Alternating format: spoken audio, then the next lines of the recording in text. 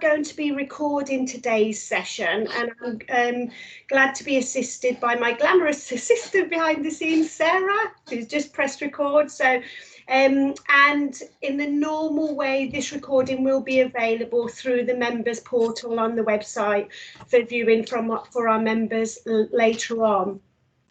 We will also, no doubt, during the duration of we've got up to an hour this morning, there will be probably a few photos that are taken, you know, just sort of snippets for social media. So I just wanted to make people aware of that. So if anyone's got any objection to that, just let me know and perhaps turn off your camera then. So just wanted to make you aware of both of those. So I'm the chair for the session this morning, and I'm absolutely delighted to be joined by our two main speakers today. And as I've said, today's session is focusing on the CIH Professional Standards, which you'll all be aware were introduced mid-March, so not that long ago. And you know, I'm sure I'm speaking for everybody when I talk about they were greatly welcomed by all of us when they were introduced. So our main speakers today are Debbie Lana, who is Head of Products and Knowledge at CIH. And also, I'm absolutely delighted to be joined by Lindsay Baverstock, who is the People Partner at Settle Group, which is in Hertfordshire. So the format of today is we want to make this very informal. We want to make it as participative as possible. The actual structure of this session this morning, we have up to an hour, so we've got until 12 o'clock. First of all, Debbie's going to start us off by taking us through a presentation which is you know, formed around the professional standards, and we'll go into those in more detail. Lindsay's then going to go on to talk about how in her role and how Settle as an organisation are taking the CIH professional standards and embedding them in the organisation and within their plans and frameworks and so on. So, as I said, we do want to make this as interactive as possible, and we have got some discussion points later on in Debbie's presentation. Whilst we're going through this, there's various things that I'd like to sort of ask you to just sort of think about, you know, to sort of help the discussions later on. Some of the things to sort of think about are about where are you personally in the professional standards in terms of, do you feel comfortable with them? Have you had the opportunity to explore them in detail? We want you to think about them sort of individually. No doubt some of you will be here to also think about how they might work more widely within your teams and your organisations, but please also be very mindful and do think about how they apply and how they impact on you as an individual housing professional. Part of Debbie's presentation also talks about CIH being the professional body that you deserve, and I'm not going to, you know, I won't, Deb, don't worry, I won't spoil, no spoilers here.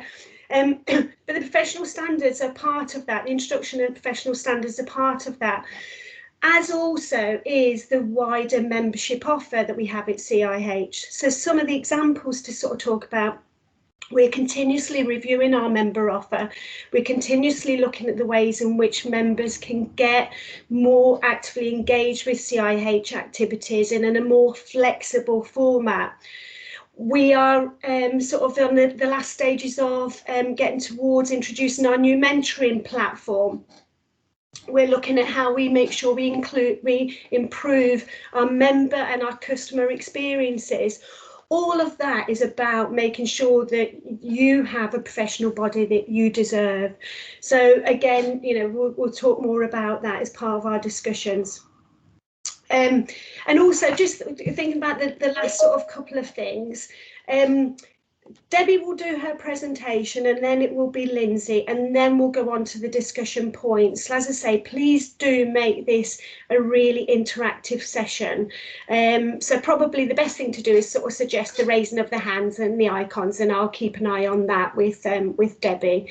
So without further ado, Debbie, I think I've covered everything that I need to, so it's over to you. Thank you, Jill. The sun is shining in Coventry, so it's making me look very beatific, if that's the right word.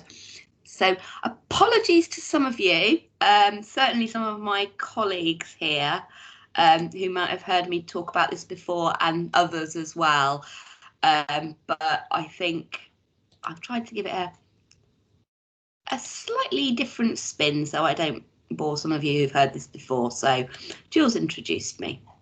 So what I really want to talk about is why we've been doing this, and then talk about some of the mechanics. So I think we started thinking about this about 2 years ago, and it's been a kind of focus of my role for a while. And in fact, actually, my role was created to look at this, which was great. So what they say is be careful what you wish for. My boss said, you've been banging on about this for ages, Debbie, so get on with it and do it. So but it's been a really interesting thing to work on. So we started to think about whether housing was a profession and had conversations with you, and we kind of where we might recognise ourselves as a profession. I think when you speak to other people, people wouldn't actually say housing. So if we said name some professions, people are unlikely to say housing. They'll say lawyer, nurse, doctor, probably all the healthcare professionals at the moment, because that's high on people's agenda. But they don't really talk about housing, and there's a number of reasons for that. Is that we don't have a common identity. We don't have a word. People don't really understand what housing is. So if you talk to your friends who work in different careers and you say you work in housing, they won't immediately understand what that is. And to be fair, and I'll talk about this in a little bit more detail because it's really important, some of the behaviours in our profession may be not always as suitable as they should be. I think there's something about not identifying as a coherent group, and it's our role as a professional body to do that in a certain way. And I think people from outside the profession don't actually recognise that it is a skilled job. To work in housing, you have to have an incredible amount of knowledge and skills and expertise. But again, I don't think people recognise that. And I think there's a role for us to just shout and be proud about being professional and being happy to sort of articulate why it's important. So sort of the trinity of things that define a professional person, and you'll all be familiar with these sort of knowledge and skills and behaviours. And largely, I think as a profession, we're pretty good at getting knowledge, getting qualifications, doing training, reading things, etc., etc. There's a huge amount of knowledge out there. I think we're pretty good at skills. Getting the skills we need to do, but I think what we're not good at is not that we've got bad behaviours, but that we don't have a way for sort of identifying what good behaviours look like in the profession. And all three of those together map together to make a housing professional. So I just wanted to talk a little bit about behaviours. Behaviours are the really hard thing to measure. You can measure knowledge really easily, you can measure skills quite easily. Behaviours are really hard. And when we started on the journey of professionalism, we started thinking behaviours were at the core of it. So we started thinking, and I don't want anyone to put their hands up or put into the chat any answers to this, but it's about making people to start to think about what behaviour looks like, what good behaviour looks like, how self-aware are you about your own behaviours, and by that self-reflection, do you amend and change your behaviours reflectively? And you know, I could honestly put my hand on my heart and say that I'm not always good at this. I can gossip about my colleagues behind their back. I don't, with some of the things that you do, I kind of reflect on and think, was that the right thing to do? And I think it's not that's a right or wrong. It's just to get us to start to have those conversations. So what are we trying to address? Sorry, just got a bit of Lawrence. What are we trying to address? So over the last, pre-Grenfell, but certainly post-Grenfell, there's been a real challenge for our sector about our behaviours. The Grenfell inquiry talks about a lack of respect, tenants not being listened to, no transparency, institutional indifference. Not long after Grenfell, we had the Green Paper, and it very much focused on some of the stereotyping and stigmatisation of social housing, both as a place to live and of social housing residents. And that isn't from outside the sector, that was recognised from inside our sector. Chatting to the Deputy Ombudsman, she's talked about that most of the complaints that they actually get, although they kind of present as service failure when they dig into them, it's about attitudes and behaviours. And similarly with the regulator, the sort of systemic failure they find is due to poor leadership, poor skill, and poor attitudes and behaviours. We did a piece of work last summer with See the Person, which used to be called Benefit to Society, around attitudes to residents, and we came up with we found some really shocking findings, and again, that is us internally as a sector rather than external.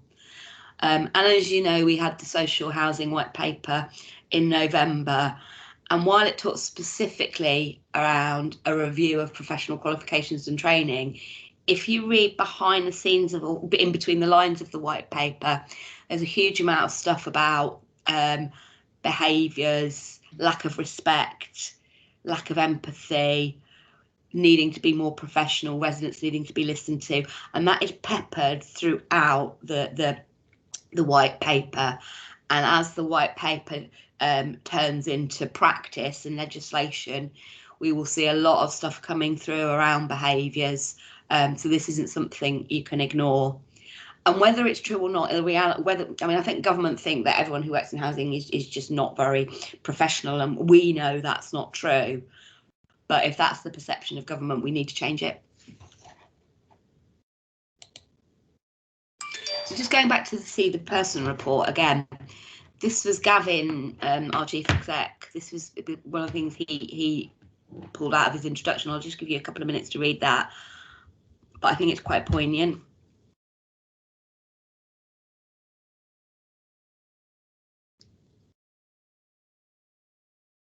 Post a link through to this publication as well, in case you haven't actually seen it. It's definitely worth a read. So what are we trying to achieve? So we want to create, over and above housing to be seen as a profession, and I've talked about that a little bit more, but we want to change the perceptions as well about housing professionals and what that means. So we want a world where housing professionals understand the impact of their language and their behaviours and actively do something about it. That point I made about people being recognised, that how to work in housing, it's a skill, it's a talent. We're not making widgets. The stuff we do has an impact. So recognising that we do have knowledge and skills and behaviours. One of the things I hear a lot from people working in housing is they're not seen to have the same status as other professions. So when they go to case conferences, etc., and there are other more perhaps recognised professionals there, like social services, maybe health professionals, they aren't maybe given the same credibility or voice as others, and we need to change that. It's about adding value and changing lives and using the skills to do that as well, and collectively being seen as a force for change across the sector. And as professionals, that's what we need to drive. We don't need to wait for things to happen to us. Professional people drive change. And again, I've talked about this again, and I will continue to talk about it, about language, behaviours and attitudes. I think I've got that twice on there. That's why I've talked about it twice. It's about standing up and doing the right thing, even though that might be difficult at times. And it's about pride in our jobs and the impact we make on a day-to-day basis. When Jim Strang was president, he had a really powerful speech when he talked about that, the impact that we make every day is just absolutely huge, and much wider than other professions can actually say they do. Jill talked about this and warmed this slide up nicely for me, so thank you, Jill. So this is an amalgamation of what professional bodies have a responsibility to do, and then a little rag rating of where I think CIH is on those things. And it's a rag rating maybe for us a year ago, I think. So I think some of the reds are turning orange and some of the oranges are turning green. I think we haven't been, we've always buried our heads around professional standards because it's just been too hard, and we put it into the too hard box. Most professional bodies and HR professionals will recognise this. Most professional bodies do have a set of standards or competencies for their members, and we were lagging behind. It's in the red because, as I'm saying, this is CH, I think, a year ago. CPD, we have a platform for CPD, but to be honest, it's not very good and it reflects ours. So I think we have some serious work to do to look at our CPD offer. Define expected behaviours. Now, again, today, our professional standards framework is around defining expected behaviours, but a year ago as a professional body, it wasn't something we were doing. And I toyed with putting this in the orange or the red about challenging poor conduct and behaviours. We do have a professional standards committee. We do challenge members. When we get reports about conduct from members, we do challenge that. But it's few and far between. We don't actively encourage it. A lot of people don't know we do it. Ooh, I've gone back a slide. Oh, I've gone forward a slide. We don't actively do it, and we don't. And I think there's this real issue for professional bodies actually challenging, kicking people out. But actually, I think members would really value that. It gives credibility and integrity to us as a professional body. So we need to get better at that. And we have, as we know, we have a code of ethics and we have an ethical framework. But I don't think people really actively engage with it or use it or understand what it means on a day-to-day basis. I do professional interviews through the Experienced Professional route, and I think it's the only time people actually do read our code of conduct and code of ethics and can quote it back to me. But do people really understand what it means in practice? As Jill said, we've got a mentoring and coaching platform, but it's going to get better. So that's going down to green very soon. Speak for the whole profession. If you speak to housing associations, they say we only represent local authorities. If you speak to local authorities, they say we only represent housing associations. If you speak to the private rental sector, they say we don't talk to them at all. So we need to get better at seeing that holistic housing offer, that one housing market. Exceptional membership, customer experience, and again, Jill referred to this. We're not dreadful, but we're certainly not excellent. And we're doing a lot of work behind the scenes on customer excellence, creating a customer contact centre. So you'll hear a lot more about that in the next few months. We recognise we're not as good as we should be, but we will get better. Acting in the public good, and this is a fundamental thing for professional bodies. And again, I think we do it, but I don't know if we asked you, when have we acted in the public good, you'd actually know what that meant or whether we do it. One of the things we are acting in the public good is by making our professional standards available to everyone and not just making it exclusive to members, and making some of the tools available for everyone, because we think it's in the public interest and for the public good for us to professionalise the industry. One of the things, again, for us, probably would have been a red, but we're getting better, is driving the EDI agenda across the profession. We're working closely internally to do some work around how we respond to the EDI agenda, and also how we support you externally, understand what good looks like. Things I think we've always been quite good at, and please feel free to contradict me because this is my perception, and it'll be useful to have a chat about that. I think we've been really good at providing knowledge and skills. We've got really good qualifications, we've got training, we do a huge amount of policy work and publications for you. I think we've always been independent. We pride ourselves on being independent. We're non-political. We don't represent any particular body, and every time we all our influencing work and our statements are independent. I think we're quite good at providing a collective voice for members. Perhaps that might be an orange. Perhaps we could get better at it, but we try very, very hard to do that. I think we're really good at influencing government. We have strong relationships with the social housing regulator, with the ombudsman, with MHCLG, with the Home Office and others. So I think we've always been pretty good at that. And I think we've always been quite good at providing you with information on organisational practice and improving that as well.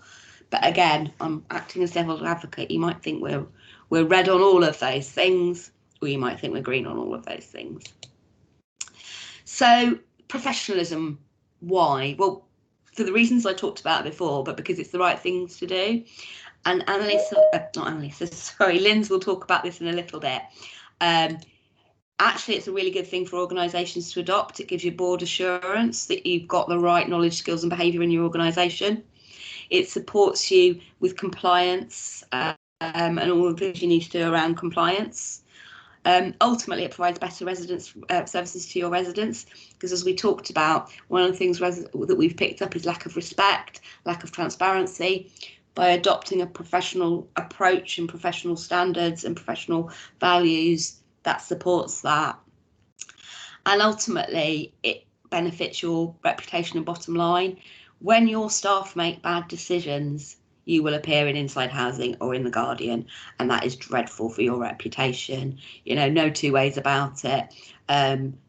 Even what might seem as a small mistake will be a big mistake if it's picked up. And ultimately, knowledgeable, skillful, and good staff will reduce the things that are going wrong. And for employees, it's great as well, because it helps them meet customer needs. It makes them work more effectively. They know what's important and what's right. A big part of being a professional is sharing knowledge and information, and not just keeping it in your own heads. Moving away from this knowledge is power stuff. Professional people share their knowledge and try and improve other people as well. Professional staff suggesting and create improvements in your organisation, which benefits your organisation, and professional staff will be an ambassador for your organisation as well. So those are two things around. Those things look at how it benefits the organisation. How does it benefit you as an individual? Well, it provides confidence, enables you to perform at your best, encourages you to keep up to with best practice and changes to the housing landscape, gives you an opportunity to network, share ideas, make ethical and professional decisions. People who work in housing make ethical decisions every day, and they're a difficult thing to do, but with a professional attitude and framework, it helps you do that. It helps you align your personal and professional values, and that sounds obvious, but it's not. Professional and personal values aren't always the same, and it's knowing what's a personal value and what's a professional value and where each are important. And it also, I think, gives you the tools to challenge unprofessional behaviour, bias and discrimination. So there's lots of things as an individual that actually assessing yourself, looking at the professional standards, doing the self-assessment will help you think. And one of the things I think surprised us as we were doing this was that actually this is talking to residents. Residents are really excited about this as well, because they think there's lots of ways that professional standards can help them as well, give them a benchmark for what behaviours to expect, and provide that framework so they can challenge unacceptable behaviour. Engaged residents see this as a way to professionalise themselves as well. Scrutiny panels that I've talked to say this will be a really useful tool, because they look at service delivery but don't necessarily look at behaviours as part of the scrutiny process, and it's actually embedding behaviours into that as well. And hopefully it'll improve resident satisfaction, because often dissatisfaction of residents is down to behaviours of staff. Sorry, Jill's putting me off. And it also helps people to challenge unprofessional behaviours. And I'm taking all this time. So we've developed these standards for the sector, by the sector. Some of you in the room today will have been part of our professional champions, been part of this, helped us develop this framework. I won't go through those just because of time. And we have 7 professional characteristics, which you can see there. And I'm just going to, I assume all of you have spent a lot of time looking through the professional standards, but I'm just going to show you. Can you see? Ooh, can you see the website there, people? Yes, we can. Oh, good. Thank you, whoever that was. So we've got this is our professional standards tool. So we've got our characteristics across the top. So we're in integrity at the moment. These are the standards. And then underneath the standards, we've got what this means in practice. So what we try to do is take the characteristics and the standards and look at what that would mean in a practical day-to-day way in a housing context. Questions to ask yourself? Sorry, Debbie, I can only see your slide. Yeah, okay. I see it. Okay, let me try again. You got the web page now? No? Okay, I'll share that in a bit then. Okay. And then the professional standards, just to be clear, is just the first part of the journey. We are looking to create a pathway to being a recognised professional. So phase 1 was the professional standards. Phase 2 is the self-assessment. So this is when we make it slightly different for members and non-members. We will create a whole range of self-assessment questions. We will have non-members will be able to access a quite small self-assessment test and we'll get a profile. Our members will get something a lot more detailed with a lot more complex algorithms behind it and a lot more detail in terms of the profile they get. One of the great things about that as well, we're going to enable a 360 peer assessment for members as well. So not only can they self-assess themselves, they can get validation from a peer as well. And the third phase is actually providing professional recognition. So not a test of professional practice or APEX as it used to be, but some kind of version of this where you develop a portfolio of evidence and build that up against each of the characteristics to the point where you then attend a professional interview. And if you pass that professional interview, you get a badge of recognition, a digital badge which recognises you as being a CIH CIH professional, which you can then use on a digital badge that you can use on social media, etc., etc. So that's a little way off yet, and we need to do a lot of thinking about phase 3. We're just about going into phase 2 at the moment, which is really exciting. So we're going to start developing that bank of questions. So any professional champions on the call, you will be hearing from me very soon to start that next piece of work. And I think, yep, that's my over to you bit. So I'm going to stop now and hand over to Lindsay. Thanks, Debbie, and thanks, everyone. First of all, morning. Nice to see you all. Nice to meet you all. Happy Friday. The weekend is looming and the sun's shining here in Hertfordshire, so hopefully that will continue. I can see Lawrence looking around thinking, is it sun shining? Is it cloudy? He's got a smile, so I'm presuming the weather's looking okay for him.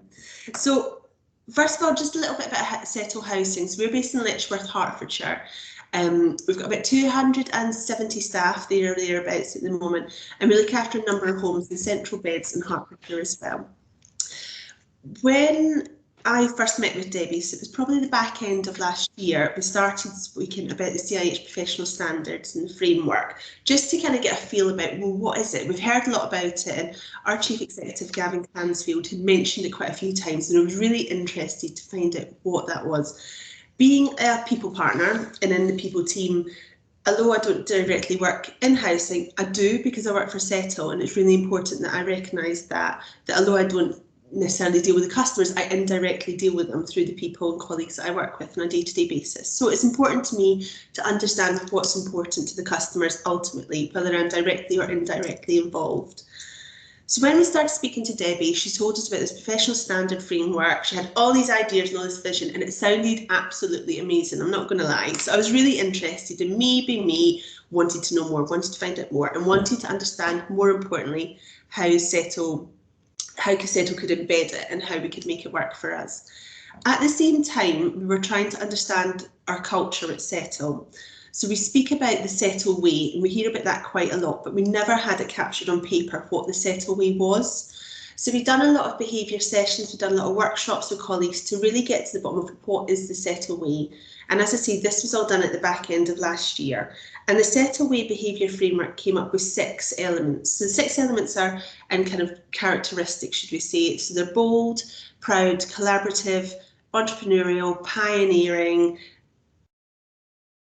and trust. There's always one that I always forget. So sorry, there's always one. I do so well, but there's always one that lets me down. Anyway, we came up with these 6 behaviours and ways of working that really resonated well with colleagues and also hit home and was aligned against their personal values as well, which I think is really important when you're looking at behaviours. So when Debbie then shared with us the view and what the professional standards looked like, I mean, you'll have seen them yourself, and on the slide a moment ago, all of them are really easy to resonate with. So they're all understandable, they make sense. And I would like to see, and I would like to think that you guys are similar to me, that when you look at them, they're really achievable as well. They don't feel that they're jargon, they don't feel that they're out there. They feel quite relatable, which I think is really important when you look at values and behaviours. So what we done was, as I say, we embedded the Settle Way at Settle, really pushed it out with colleagues, got them on board and got them to understand what does that mean.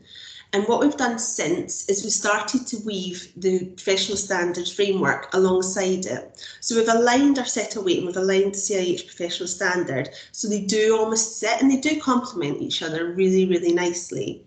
So we've sold that out to colleagues, we've told them about the professional standards framework, we've told them about the Settle Way, and we've really got engagement.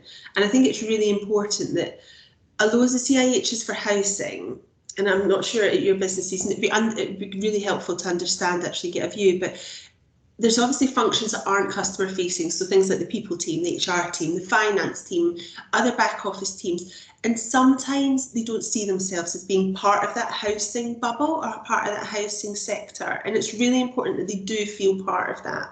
So for me, it was really key that the professional standards and professional framework was a one size fits all. So no matter what you do at Settle or whatever you do at any other housing association, it works for you and it does mean something.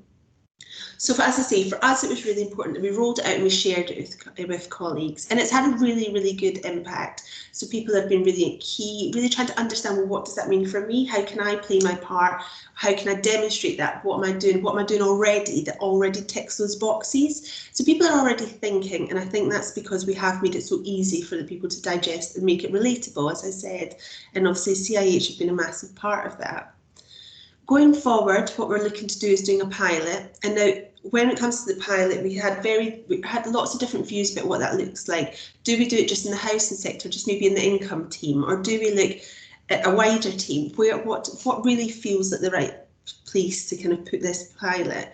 And what we've decided to do is we're going to do it across the whole business. So we'll have representatives, almost and ideally, from one per area, one per business area or team, to really give us a reflection of, well, what does that mean for you? Because I think we know what it means for housing, we know what it means for the customer, which is great, but what does that actually mean for colleagues? So that's where we're really channeling where we're going to go and where we're going to move forward with the professional standard framework. And as I say, with this, when it comes to Settle Way, colleagues get it, and they also get the alignment of the professional standards into that. So that's kind of the next steps, and Debbie and I are going to follow up with conversations about what that pilot looks like. At the moment, we're in mapping it out stage, and hopefully that will fall into phase 3 as well as phase 2, obviously, as we go on, Debbie. We're also introducing a performance management system into Settle. So historically, we've done things a bit paper, if I'm honest with you. So we're trying to move forward a wee bit. We're getting a bit more techie.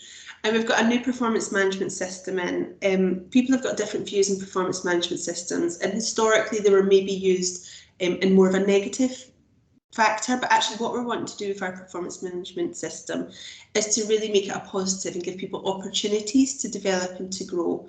So the plan is that we're actually going to embed, along with the Settle Way, there's going to be alignment of the professional standards within the performance management system, so that when colleagues do look at their one-to-ones or their end-of-year reviews or mid-year reviews, they can assess themselves that where do I sit and how do I fit from a Settle perspective, but also then from a wider housing perspective and CIH perspective as well. So we're hoping that that gives colleagues, whether they're in housing teams and areas, whether they are customer facing or not, a real view of this is really important to us as for our customers, but also for us as a business and organisation in order to achieve all of our plans, and certainly our long-term plans. So it gives us that real shared purpose. It gives us that real aligned values and the real aligned ways of working to ultimately to benefit the customer, which is why we're all here. So hopefully that's a bit of a whistle stop, but I'm really, I was saying to Debbie and Jill yesterday, it'd be really great to hear what you guys have got planned, where your thoughts are about pilots or how you're going to roll it out, whether that's to certain areas or whether that's the whole of your business. It'd be really great to share that and understand what that looks like.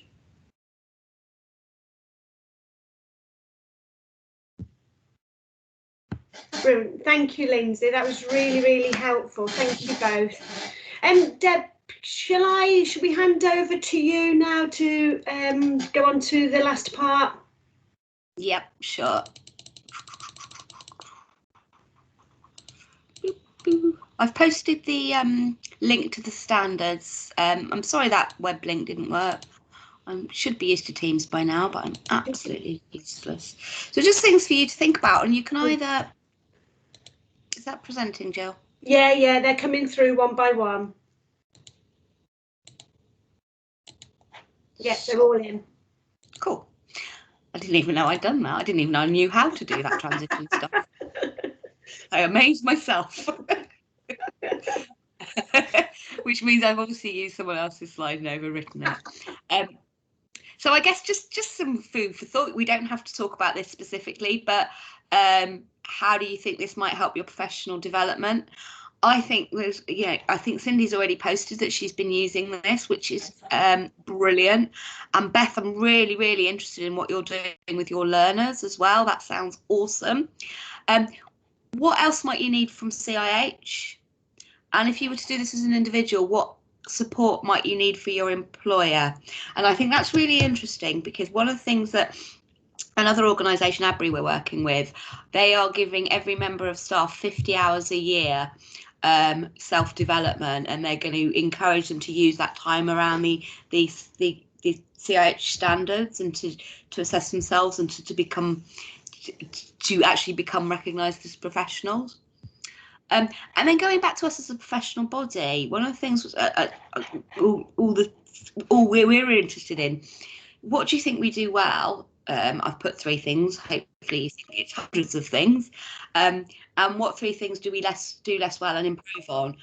I think one of our, as Jill alluded to at the beginning, we're in a bit of a renaissance period at CIH.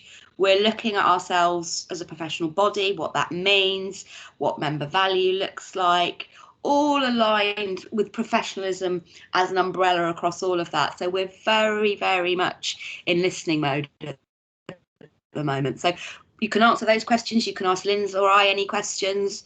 You can put your camera on and speak, or you can post stuff in chat. So over to you.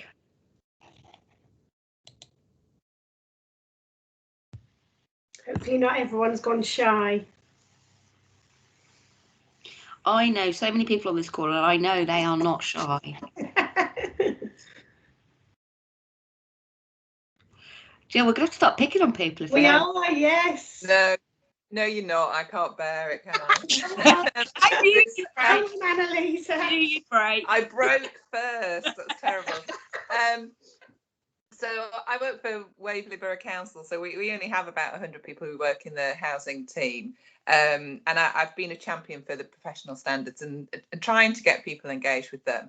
I think it is really about getting our organisation to support it. I've got it from the head of service, but because we're a council, there's other wider issues going on in the council as well. So it's about how we manage to place it. I think it's a really good tool. It is something we've really been focused on. I mean, I saw the green paper as a real call to action for myself personally, and I joined the CIH and I started doing more because I was so despondent about that paper, and that wasn't why I worked in housing and what I wanted to be represented by. So I think it really is about how we can support employers to embed it, and those employers who don't embed it, how we can support individuals to keep going. And it's quite interesting about the pilot, because there's, I've forgotten now, is it 7 categories. I was wondering whether to have a group of people, and Lindsay, it'd be interesting to see, has everybody looked at all 7 in one go? Or have you broken it down to, okay, this week or this month we're going to look at integrity, and the following month we'll look at knowledge? It'd be quite interesting to see how other people are kind of cascading the information down. So that's still something we've got to decide on, but I think it's a really good point, because I think we don't want to overwhelm people with so many different kind of elements. So it's how do we break it down and what feels right? For me personally, I think the way that you've suggested is great. I think breaking it down really makes it almost breaks it down into bite-sized chunks, and then you can really put focus on it. So I would see that's how we do it. But at the moment, we're still kind of in talks about what that kind of looks like when we're actually putting it out there. At the moment, what we have done is we have sold it out as this is professional standards, have a look at it, get a feel for it. But I think there is more of a deep dive that we need to do. And I think that would, you're right, be broken down into 7 different elements. I guess one of the things we've been sort of talking to organisations about is, and I think it's one of the ways you've approached it, Lindsay, is that there's 7 professional characteristics for individuals. As an organisation, you might either use other terms for them, which I know Settle use other terms and then have mapped what that actually means in terms of our characteristics. Some have said 5 of these are really important for us and a couple of others aren't. So it's a mix and match framework for whatever works in your organisation. As an individual, we would want people to look at the 7 characteristics because we think as an individual, they define you as a professional person.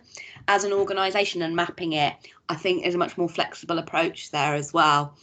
I think local authorities do have a challenge, and I think we're going to talk about this in a couple of weeks, Annalisa, but about consumer regulation will impact on them as well. And some of the expectations that will come out of consumer regulation will be very much around behaviours and attitudes, etc. So even if obviously the carrot's the preferred approach, but regulation will be the stick for local authorities if the carrot doesn't work. And I know that's not great, so I think it's brilliant to hear at Waverley that you're using the carrot approach and you recognise it. And maybe for others it will be the stick, but hopefully not. What we want to demonstrate as a profession and as a group of professionals is we don't need a stick in housing. We do this because it's the right thing to do. Great line, Deb. We don't need a stick. I think Lawrence has got his hand up. Lawrence, can I come over to you? I was trying to use the hand. I was trying to encourage use of the hand. Well done. Yeah, this is something very close to my heart. When I joined the CIH, when I was studying to join the CIH, and I wrote a paper on ethics as part of that. It was all some years ago, but it's just great to see this whole thing about ethics and trying to make it more consistent in the whole sector is being talked about and promoted, and huge amount of work. Lovely to see the work that's gone into developing this set of professional standards. In terms of whether we're flexible about it, organisations, or whether we are sort of rigid about it, I think is a really sensitive debate, because certainly personally, I feel that if you're going to establish a set of professional standards, consistency is a really important thing. That nationwide and internationally, people should know what the set of professional standards are that the CIH stands for.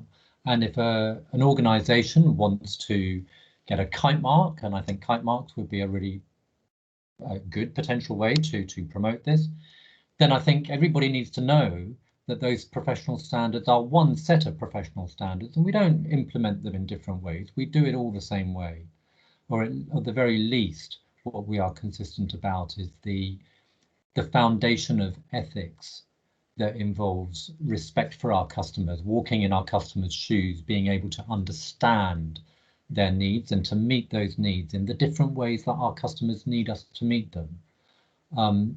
So I think certainly talking to different organisations about that is really good. In terms of getting staff to engage with it, it can be quite difficult because, of course, what people want to know if you want people to adhere to a professional standard and perhaps study to gain that professional standard, then they're going to want to know, well, what does that mean for my career? What does it mean for my pay?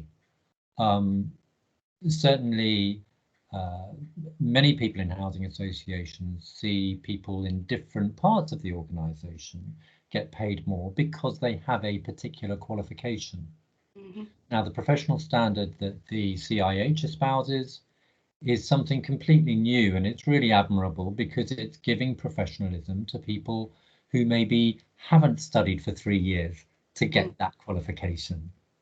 And it's offering different routes and different levels of professional standard, but all underpinned by the same set of ethics and values. So I think that's really good, but I think it does present us with an issue as well.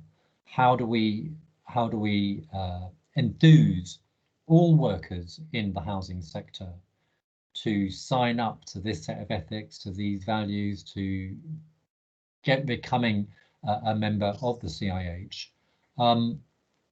when actually the professional standards won't benefit them materially, but I think what we've got to do is sell it on the basis of, the satisfaction. What are the reasons that you joined housing? Why are you doing the work that you do day by day?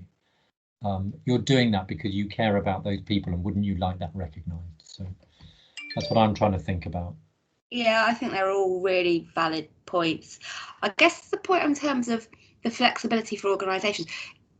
When we started this, we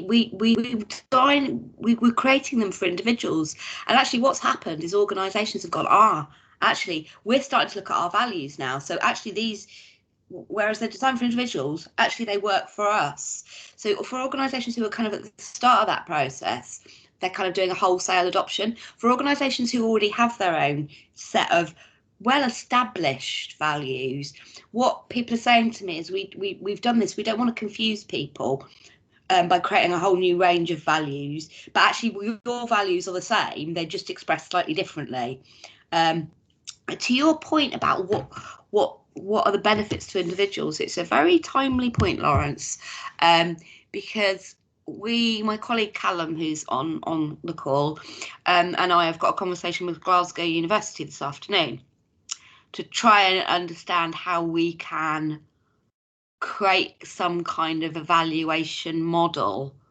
So as people start the process, how do they feel? What's their level of, some really hard stuff, but some perception stuff as well. And then you embed that into something, and then reevaluate that in a year, in 18 months, in 2 years, so we can start to build an evidence bank potentially about the benefits of this process, and also a wider piece of work about benefits to education. So a very timely point, Lawrence.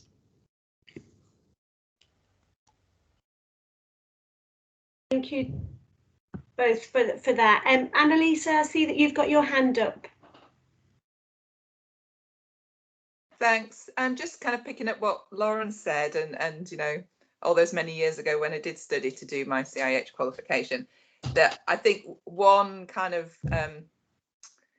marker of the success of this could be how many organisations start advertising housing jobs with a criteria that you have to follow the professional standards, whether, not necessarily that you've got them, but and what Lawrence was saying about how you embed it into people's role, if it's in their job description, then that's potentially a way forward. And I know not all organisations will want to do that, but I think there's the way we're talking about the professionalism and the way the CIH is trying to engage with more organisations. I think that's potentially a way we can demonstrate the benefits for both sides.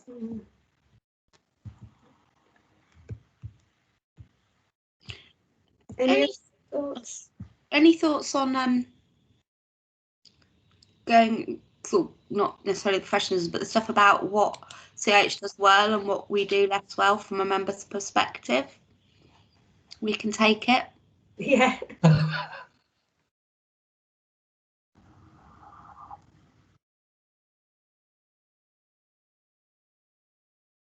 is to silent. I mean, put it in the chat if you don't want to talk about it, if you don't want to. But we'll take that as a part that we don't do anything well and we don't do anything.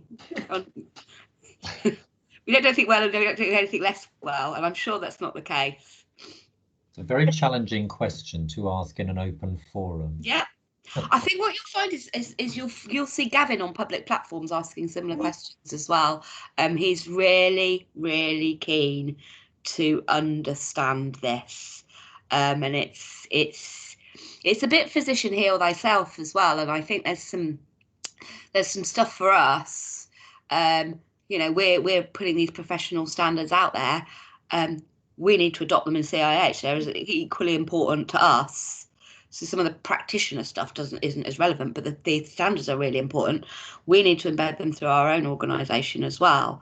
You know, we need to, and I think the point on the Black Lives Matter, we're not very good at. We haven't been as good as around the whole EDI agenda as we could and should have been, and we recognise that.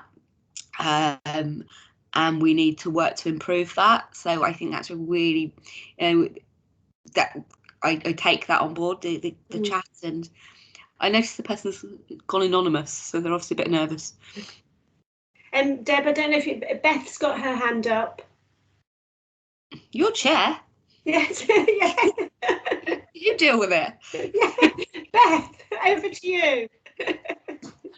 Yeah, I think what I would say is I found the information on the standards really good from the point of view of understanding it and trying to embed it into the learning materials for our housing apprentices. But I think what the CIH needs to look at these and make sure that they are embedded within some of the qualification work. I sit on trailblazer groups, and I'll be honest and say nobody's really said, oh yeah, we should at least look at these and see how they work with the changes we want to make to standards for housing apprenticeships. And I just wonder whether, you know, I just think that's something we need to do as well. Totally. Yeah. I think there's a big piece of work which I didn't really talk about, but that we need to now, over a period of time, review our qualifications, our apprenticeships, our wider training offer, to make sure that our professional standards are integrated into those. When we were looking at the standards, apprenticeships are great actually because they don't just cover knowledge. Most qualifications just cover knowledge, whereas the apprenticeships look at knowledge, skills and behaviours. So I did actually look at the apprenticeships and looked at some of the behaviours in there. But it's another big piece of work actually reviewing everything we do against the standards. That won't happen tomorrow, as you'll appreciate. And if I told Vanessa it would happen tomorrow, she'd fall over and she'd kill me. And that's why, Beth, I'd be really interested in having a conversation offline about some of the stuff you're doing, because it sounds really interesting. Yeah, that would be great, Debbie. I don't know. Do I put my email just in the conversation? Is that the right thing to do? So she's thinking, God, I wish I knew more about technology. No, don't worry, Beth. We'll have your email anyway by the fact that you're on this call. Okay. And it'll be really good actually it's really helpful with the things that have already been put in the chat about whether, you know, sort of in terms of how they may have been used. So having access to that chat after this session is really, really helpful for us. So even once the session ends, you know, sort of, you know, in a minute really, once the session ends, you should still be able to access that chat. So please do feel free to build upon that, because it's certainly given me some thoughts in terms of some of the things that's been said, you know, verbally and that have been included in that, as to how we can then sort of incorporate those into some of those points that you've got there, Deb. Yeah, that would be brilliant. So yeah, please use the chat, please, on any of those questions, what we do well and what we don't do well. Just picking up Rosalind's point as well, I think the sector needs to step up to EDI and we need to show some leadership on this. But both internally and externally. I know it's certainly something the regulator has their eye on. So yeah, there is a leadership role for CIH, and as Tara said, if we have an EDI external steering group, and if anyone wants to support us do that, we'd be more than welcome, because we need your help. Yeah. So I think, unless there is anything else that anybody wants to raise at the moment, I think we've come to the end of the session. I'll just give it just one more second in case anybody else does want to add anything else. Sarah's just put a comment in the chat to say that a copy of the recording will be shared with you alongside a copy of the presentation, so that will come out to you. And like we said, the recording will be accessible through the website as well. So without further ado, I think we've come to the end of the session. Deb and Lindsay, thank you so much for your presentations today, and thank you everybody for the discussion and all the observations and comments that people have placed. So without further ado, I'll end this session, and have a lovely weekend, everybody. Thanks for your almost excellent chairing, Jill. Thank you for that, Deborah. Goodbye, everyone.